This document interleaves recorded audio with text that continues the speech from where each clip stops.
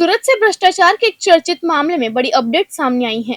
रिश्वत मामले में कई महीनों से फरार चल रहे एक पत्रकार को आखिरकार एसीबी ने गिरफ्तार कर लिया है। यह वही मामला है जिसमें सूरत नगर निगम के एक कार्यपालक इंजीनियर को 4 लाख रुपए की रिश्वत लेते हुए रंगे हाथों पकड़ा गया था।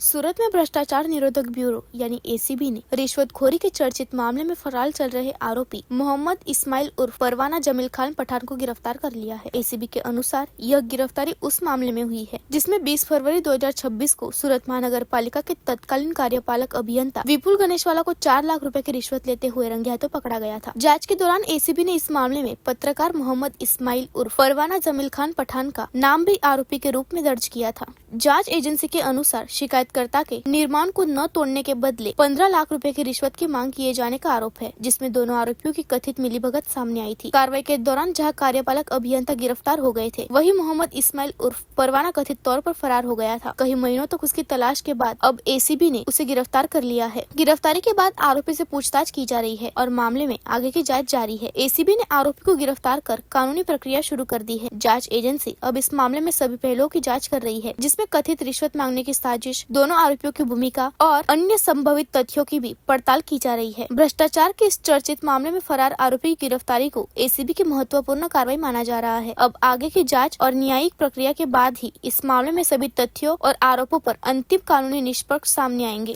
जी सर, एक मिनट सर। जी साहब।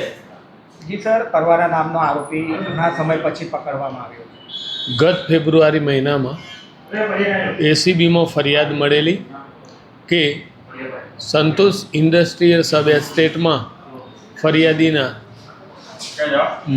જે ઓફિસ હતી એનું ડિમોલેશન નહીં કરવાના આવેજ પેટે લિંબાયત ઝોનના કાર્યપાલક ઇજનેશ ગણેશવાલા અને એમના એક મિડલમેન ઇસ્લામ ઉર્ફ પરવાના આમણે રૂપિયા 4 લાખની માગણી કરેલી અને ટ્રેપ દરમિયાન આ ઇસ્લામ પરવાના રૂપિયા 4 લાખ રૂપિયા લઈ અને ફરાર થયેલો, જ્યાં 5 માસના અંતે એ એસીબી સમક્ષ સરેન્ડર થતાં એની અટકાયત કરવામાં આવેલી છે અને હાલ ઇન્વેસ્ટિગેશન ચાલુ છે। સર, ઘણા સમયથી આ મુખ્ય આરોપી છે, પોલીસ પકડથી ફરાર હતો, એને કેવી રીતે પકડવામાં આવ્યો અને આ કઈ કઈ જગ્યા પર? આ આરોપી ઇસ્લામ પરવાના એ હાલ અમારી સમક્ષ એવું જણાઈ રહ્યું છે કે દિલ્હી, અજમેર એમ વિવિધ જગ્યાઓ ઉપર એ ફરતો રહ્યો હતો ધરપકડ ટાળવા અને ગતરોજ એ એસીબી સમક્ષ સરેન્ડર થયો છે।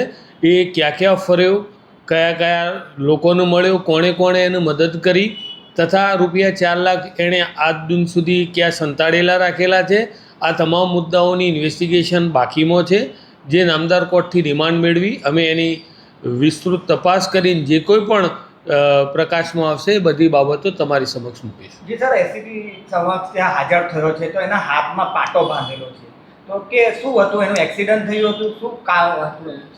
ને એ અમે એને એ મુદ્દે કોઈ પૂછપરછ નથી કરી। એને પોતાના અકસ્માત થયો એવું જણાવે છે। અકસ્માત કોઈ બી રીતનો થયો હોય, બરાબર, એ મુદ્દો અમારા તપાસનો નથી। હજી સર, આ રિકવરી માટે હવે એસીબી દ્વારા કેવા પ્રકારની કાર્યવાહી? અમે નામદાર કોર્ટથી રિમાન્ડ મેળવી અને રૂપિયા 4 લાખ એ ખૂબ અગત્યનો મુદ્દામાલ છે, એ રિકવર કરવા પૂરા પ્રયાસ કરીશું।